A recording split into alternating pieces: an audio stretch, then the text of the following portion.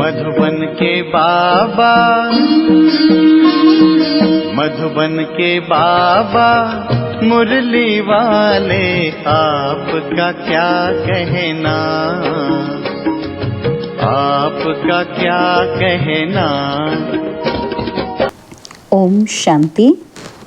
आज 28 जनवरी 2024 के अव्यक्त बाप दादा के मधुर महावाक्य सुनेंगे, जिसकी रिवाइज डेट है 28 नवंबर 1997। मुरली का सार है, बेहद की सेवा का साधन रूहानी पर्सनैलिटी द्वारा नज़र से निहाल करना। बेहद की सेवा का साधन रूहानी पर्सनैलिटी द्वारा नज़र से निहाल करना।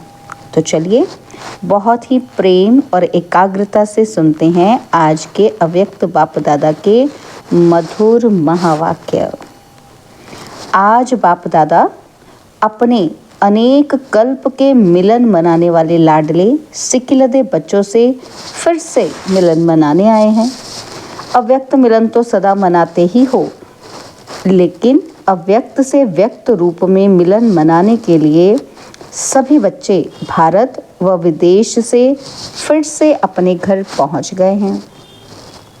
बाप दादा देख रहे हैं कि चारों ओर बच्चे अपने अपने स्थान पर भी मिलन मना रहे हैं। यह मिलन रूहानी अलौकिक मिलन है।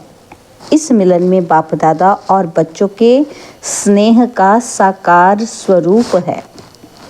आज बाप दादा अपने बच्चों की रूहानी पर्सनैलिटी को देख रहे हैं। हर एक बच्चे की रूहानी पर्सनैलिटी कितनी श्रेष्ठ है।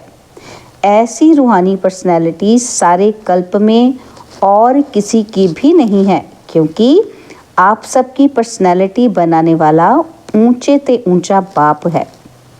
आप भी अपनी रूहानी पर्सनैलिटी को जानते हैं ना। सबसे बड़े ते बड़ी पर्सनैलिटी है कि स्वप्न व संकल्प में भी संपूर्ण प्योरिटी की पर्सनैलिटी नंबरवार है, लेकिन फिर भी विश्व की सर्व आत्माओं से श्रेष्ठ है। तो बाप दादा हर एक के मस्तक से पर्सनैलिटी की झलक देख रहे हैं। प्योरिटी के साथ साथ सबके चेहरे और चलन में रूहानियत की भी पर्सनैलिटी है। और पर्सनैलिटी क्या होती है? जो खजानों से संपन्न होते हैं उनकी भी पर्सनैलिटी होती है। लेकिन कितने भी बड़े बड़े संपन्न आत्माएं हों, आपके आगे वह संपन्न आत्माएं भी कुछ नहीं हैं, क्योंकि वह भी अविनाशी सुख शांति के खजाने से खाली हैं। आपके पास जो संपत्ति है उसके आगे अरब खरबपति भी बाप से सुख शांति मांगने वाले हैं, और आप सदा अविनाशी खजानों से भरपूर हो। वह खजाने आज हैं, कल नहीं, लेकिन आपका खजाना ना कोई लूट सकता है, ना कोई आत्मा खजाने को हिला सकती है। अखुट है, अखंड है। ऐसी पर्सनैलिटी वाले आप बच्चे हो। सबसे ऊंचे ते ऊंची पर्सनैलिटी वाले फिर भी आत्माओं द्वारा, विनाशी धन द्वारा, विनाशी ऑक्यूपेशन द्वारा पर्सनैलिटीज़ बनती हैं व कहलाई जाती हैं।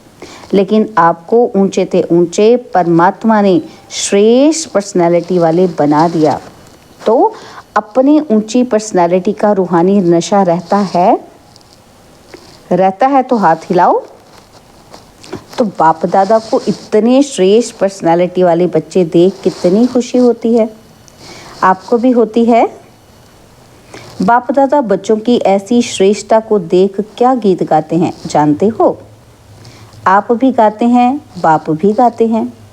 बाप का गीत सुनाई देता है या टेप का गीत सुनाई देता है? बाप दादा की टेप न्यारी होगी ना, ऑटोमेटिक है। चलाने की मेहनत नहीं करनी पड़ती, और दिल का गीत दिल वाले ही सुन सकते हैं, सिर्फ कान वाले नहीं, दिल वाले। तो सभी दिल वाले हो ना। दिल वाला मंदिर में आपका चित्र है ना, तो सभी ने अपना चित्र देखा है।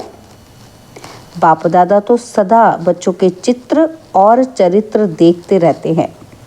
तो आज पर्सनैलिटी को देख रहे थे। सदा यह पर्सनैलिटी स्मृति में इमर्ज रहे है ही। नहीं है, दिखाई दे, अनुभव में आए। सदा ऐसी पर्सनालिटी में रहने वाले की निशानी क्या होगी? जिस निशानी से समझ जाएं कि ये अपनी पर्सनालिटी में है। अगर ये रूहानी पर्सनालिटी इमर्ज रूप में रहती है तो उनके नयन, उनका चेहरा, चलन, संकल्प और संबंध सब प्रसन्नता वाले होंगे। सदा प्रसन्न चित्त, प्रश्न चित्त नहीं, प्रसन्न चित्त। अगर प्रश्न चित्त है तो चलन भी पर्सनैलिटी वाली नहीं, चेहरे पर भी प्रसन्नता की झलक नहीं। कुछ भी हो जाए, पर्सनैलिटी वाले की प्रसन्नता छिप नहीं सकती, मर्ज नहीं हो सकती। प्रसन्न चित्त आत्मा, कोई कैसी भी आत्मा परेशान हो, अशांत हो, उसको अपने प्रसन्नता की नज़र से प्रसन्न कर देगी। जो बाप का गायन है, क्या गायन है? नज़र से निहाल करने वाले। वह सिर्फ बाप का नहीं है, आपका भी यही गायन है। और अभी समय प्रमाण जितना समय समीप आ रहा है तो नज़र से निहाल करने की सेवा करने का समय आएगा। 7 दिन का कोर्स नहीं होगा, एक नज़र से प्रसन्न चित्त हो जाएंगे, दिल की आश आप द्वारा पूर्ण हो जाएगी। तो सभी क्या समझते हो? आदि सेवा के रत्न क्या समझते हैं? ऐसी सेवा कर सकते हो ना? अभी देखो, आप लोगों ने 40 वर्ष सेवा की, सही ज़्यादा भी की। कोई का 1-2 साल कम भी होगा और किसी का ज़्यादा भी होगा। आप लोगों ने अपने साथियों को ये सेवा सिखा दी और निमित्त भी बना दिया। तो अभी आप क्या करेंगे? वो सेवा तो वह भी कर रहे हैं और आप आदि रत्न हो तो न्यारी और प्यारी ही सेवा करेंगे ना। तो अभी फिर उत्सव मनाएंगे कि नज़र से निहाल कितने किए, 9 लाख में से कितने बनाए। आगे तो 33 करोड़ भी हैं, 9 लाख तो उसके आगे कुछ भी नहीं। बीज तो यहाँ ही डालना है ना। तो क्या देखेंगे कि आदि सेवा के रत्न अब और क्या कमाल दिखाते हैं।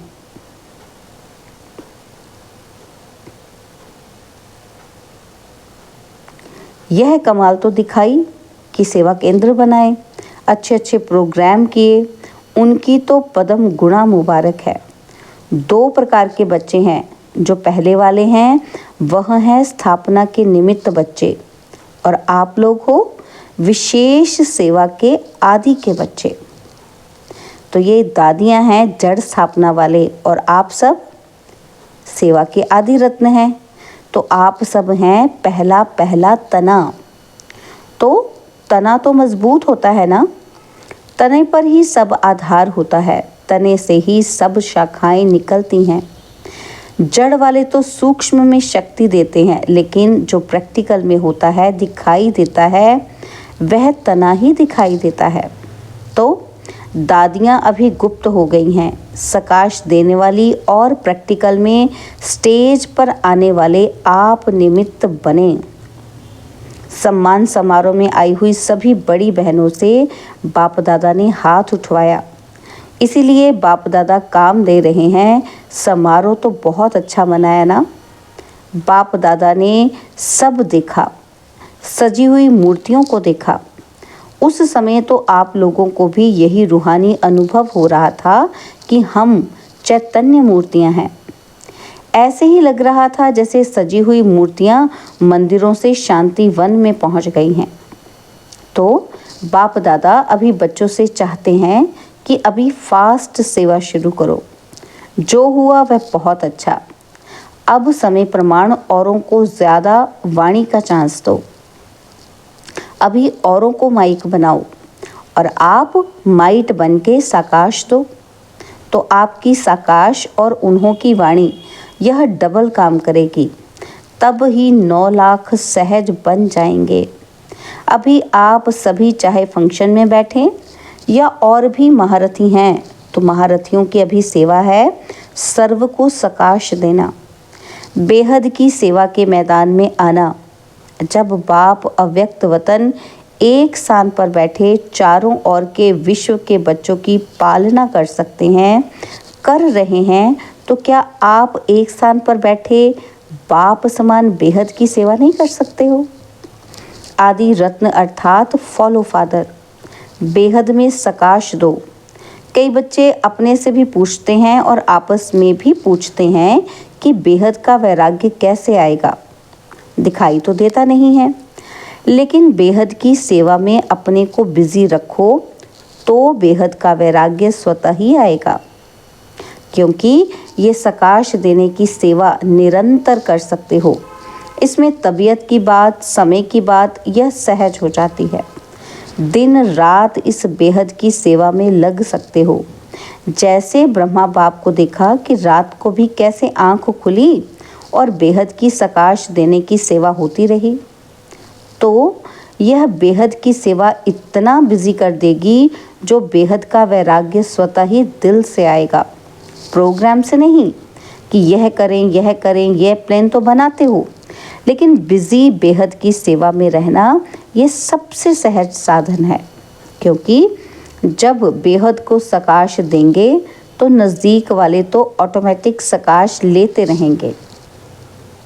इस बेहद की सकाश देने से वायुमंडल ऑटोमेटिक बनेगा। अब ये नहीं सोचो कि इतने सेंटर के जिम्मेवार हैं व जोन के जिम्मेवार हैं। आप सभी को स्टेट के राजा बनना है ना, कि विश्व का क्या बनना है? विश्व का ना। तो आदि रत्न हो तो विश्व को सकाश देने वाले बनो। अगर 20 सेंटर, 30 सेंटर या 200-250 सेंटर या जोन ये बुद्धि में रहेगा तो यह भी तने का काम नहीं है। ये तो टाल टालियाँ भी कर सकती हैं। आप तो तना हो, तना तो सबको सकाश पहुँचती है, तना तो सबको सकाश देता है, उससे सबको सकाश पहुंचती है। और आप सभी भी यही सोचते हो कि बेहद का वैराग्य आना चाहिए, ये तो बहुत अच्छा, अभी विनाश हो जाए। लेकिन 9 लाख ही तैयार नहीं किए तो सत्युग के आदि में आने वाली संख्या ही तैयार नहीं है, और विनाश हो गया तो कौन आएगा सत्युग में? क्या 2-3 हज़ार पर राज्य करेंगे या 4-5 लाख पर राज्य करेंगे? इसलिए अब बेहद की सेवा का पाठ आरंभ करो। पांडव क्या समझते हैं? बेहद की सेवा करेंगे ना? पांडव तैयार हैं?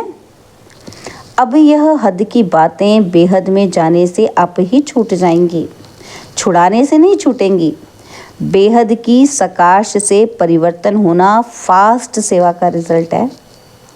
बाप दादा जानते हैं कि नाजुक परिस्थितियों में निमित्त बनी आत्माओं ने सेवा का प्रत्यक्ष प्रमाण दिया है, लेकिन आप सभी का फाउंडेशन व सेकंड का परिवर्तन का मूल अनुभव यही है कि ब्रह्मा बाप को देखा और ब्राह्मण बन गए, सेवा का वरदान मिला और सेवा में लग गए। बाप दादा ने सभी के अनुभव भी सुने, अच्छे अनुभव सुनाए। तो जैसे आप लोगों का अनुभव है कि ब्रह्मा बाप को देखा और सोचना भी नहीं पड़ा, सहन करने का भी अनुभव नहीं हुआ कि सहन कर रहे हैं, बड़ी बात ही नहीं लगी। ऐसे अभी हर श्रेष्ठ ब्राह्मण आत्मा को देखें और आत्मा में ब्रह्मा बाप को देखें। ये है सेवा का फास्ट साधन। क्या ब्रह्मा बाप ने आपको कोर्स कराया? कोर्स तो पीछे किया, लेकिन देखा और हो गए। तो जैसे ब्रह्मा बाप में बाप समाया हुआ था, इसीलिए मेहनत नहीं लगी, ऐसे आप सभी भी बाप दादा को अपने में समाते हुए नज़र से निहाल करो। जो आप सबका अनुभव है, अनुभवी हो, देखा और फिदा हो गए। जैसे अभी सोचते हैं, ट्रेनिंग लेते हैं, फिर ट्रायल पर आते हैं, फिर कोई चला जाता है, कोई रहता है। इतनी मेहनत आपने ली, ट्रेनिंग की क्या, ट्रायल पर रहे क्या, बस आए और खो गए। ऐसी सेवा जब एक ब्रह्मा बाप ने की तो आप इतने ब्राह्मण आत्माएं नहीं कर सकती हो क्या? आपकी पर्सनैलिटी अपना बना दे। ब्रह्मा बाप की भी पर्सनैलिटी थी ना, चाहे सूरत की चाहे सीरत की, लेकिन पर्सनैलिटी थी, तब आकर्षित हुए। तो फॉलो फादर।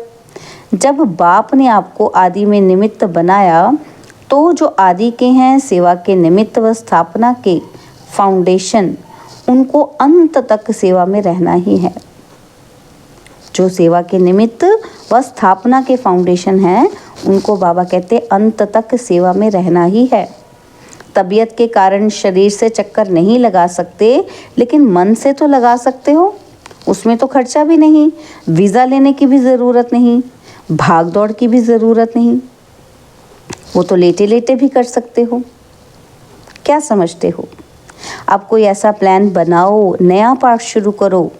अभी एक फंक्शन तो मना लिया ना, जो सेवा की उसका प्रत्यक्ष फल मिल गया। अब नई सेवा करो। अच्छा, बाप दादा सिर्फ सामने वालों को नहीं कह रहे हैं, सभी बच्चों को कह रहे हैं। विदेश में भी जो सुन रहे हैं उनको भी कह रहे हैं। जहाँ भी सुन रहे हैं, चाहे शांतिवन में सुन रहे हैं, चाहे ऊपर पांडव भवन में, चाहे विदेश में, जहाँ भी हैं वहाँ बाप दादा सभी के लिए कह रहे हैं। क्या कह रहे हैं? कि अब बेहद के सेवाधारी बनो, समय बेहद की सेवा में लगाओ।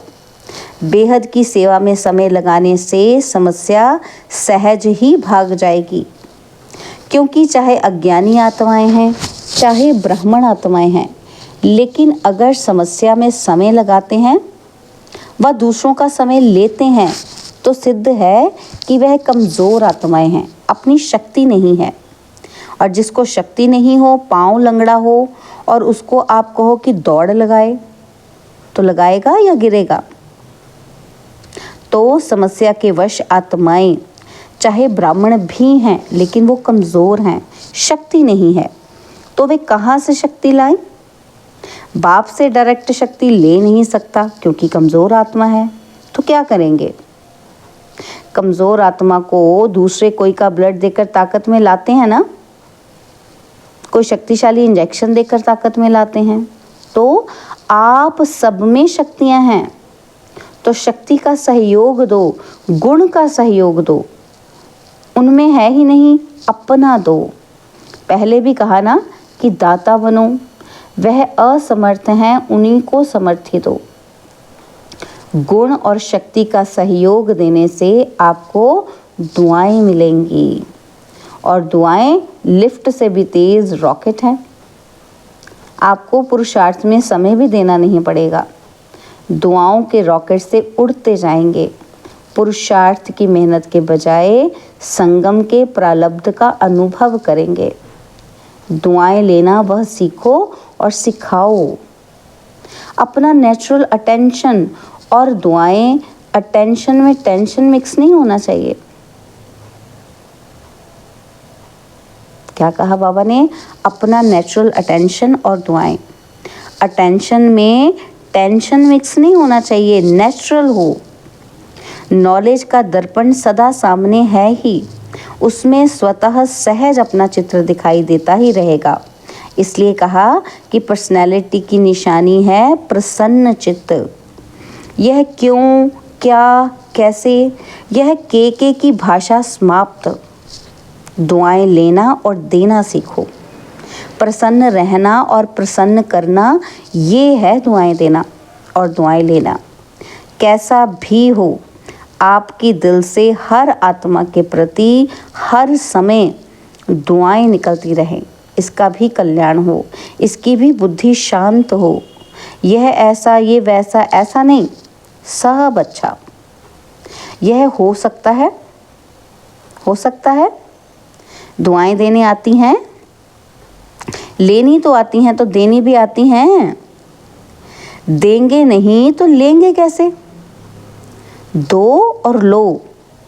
यह करे नहीं, मैं करूं। दूसरा कोई करे नहीं, पहले कौन करे? मैं करूं। ब्रह्मा बाप का सदा स्लोगन रहा। ब्रह्मा बाप बार बार याद दिलाते रहे कि जो कर्म मैं करूंगा, मुझे देख और करेंगे। तो जब दूसरे करेंगे तब मैं करूंगा, ये स्लोगन नहीं। जो मैं करूंगा मुझे देख और करेंगे, नहीं तो स्लोगन चेंज कर दो। और जगदम्बा माँ का विशेष स्लोगन क्या रहा? हुक्मी हुक्म चला रहा है। वह चला रहा है और हम निमित्त बन चल रहे हैं। तो दोनों स्लोगन सदा याद रखो। इमर्ज है ही, सुना है, याद तो रहता है कि नहीं? कर्म में दिखाई दे। बाबा कहते बुद्धि में याद रहता नहीं, कर्म में दिखाई दे। तो क्या करेंगे? दुआएं लेंगे, दुआएं देंगे कि ग्लानि करेंगे, फील करेंगे ये ऐसा वे ऐसा? नहीं, उसको दुआएं दो। कमज़ोर है, वशीभूत है, तो भाषा और संकल्प बदली करो। ये संकल्प मात्र भी ना हो कि ये बदले, नहीं, मैं बदलूं। और बातों में तो मैं का आता है, लेकिन जिस बात में मैं आना चाहिए उसमें और करें तो करें। ये क्या? अच्छा काम होगा तो कहेंगे मैं, और ऐसा कोई काम होगा तो कहेंगे इसने किया, इसने कहा। तो उल्टा हो गया ना। तो कोई क्या भी कहता है, मुझे क्या करना है, मुझे क्या सोचना है, मुझे क्या कहना है, इसमें मैंपन लाओ। बॉडी कॉन्शियस वाला मैं नहीं, सेवा का मैं। तो ऐसे ही श्रेष्ठ वाइब्रेशन फैलाओ। अभी वाणी कम काम करती है, दिल का सहयोग, दिल के वाइब्रेशन बहुत जल्दी काम कर सकते हैं।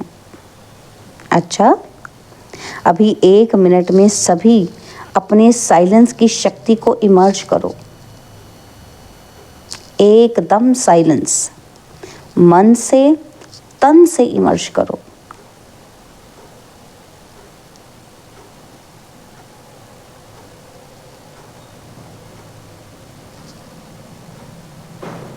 अच्छा, चारों ओर के सर्व विशेष आत्माओं को, सदा रूहानी पर्सनैलिटी के नशे में रहने वाली आत्माओं को, सदा बेहद की सेवा में स्वयं को बिजी रखने वाली निमित्त विश्व कल्याणकारी आत्माओं को, सदा ब्रह्मा बाप और जगदम्बा का स्लोगन साकार में लाने वाली ऊंच ते ऊंच नज़र से निहाल करने की सेवा में सदा रहने वाली बाप समान आत्माओं को, बाप दादा और जगदम्बा माँ का याद, प्यार और नमस्ते।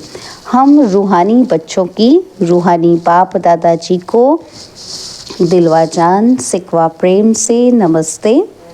ओम शांति। प्यारे बाबा, मीठे बाबा, मेरे बाबा, शुक्रिया बाबा, शुक्रिया बाबा, शुक्रिया। बाबा ने आज हमें वरदान दिया, स्वार्थ से न्यारे और संबंधों में प्यारे बन सेवा करने वाले सच्चे सेवाधारी भव।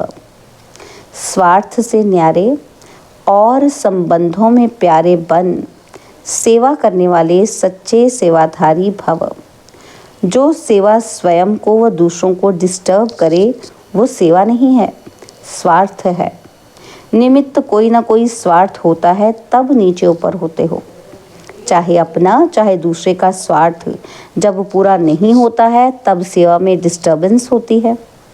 इसलिए स्वार्थ से न्यारे और सर्व के संबंध में प्यारे बन सेवा करो, तब कहेंगे सच्चे सेवाधारी। सेवा खूब उमंग उत्साह से करो, लेकिन सेवा का बोझ स्थिति को कभी नीचे ऊपर ना करे, ये अटेंशन रखो। स्लोगन है, शुभ व श्रेष्ठ वाइब्रेशन द्वारा नेगेटिव सीन को भी पॉजिटिव में बदल दो। शुभ व श्रेष्ठ वाइब्रेशन द्वारा नेगेटिव सीन को भी पॉजिटिव में बदल दो। ओम शांति।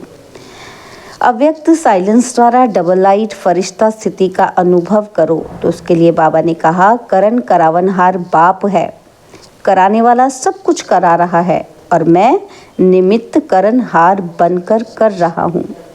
इस स्मृति से कर्तापन के भान को समाप्त कर न्यारे और प्यारे बनो। सब बोझ बाप के आगे समर्पित कर अपने अनादि स्वरूप की स्मृति से अनादि स्वभाव संस्कार धारण कर डबल लाइट स्थिति का अनुभव करो। ओम शांति। और अब यह एक बहुत अच्छी वीडियो भी जरूर देखें।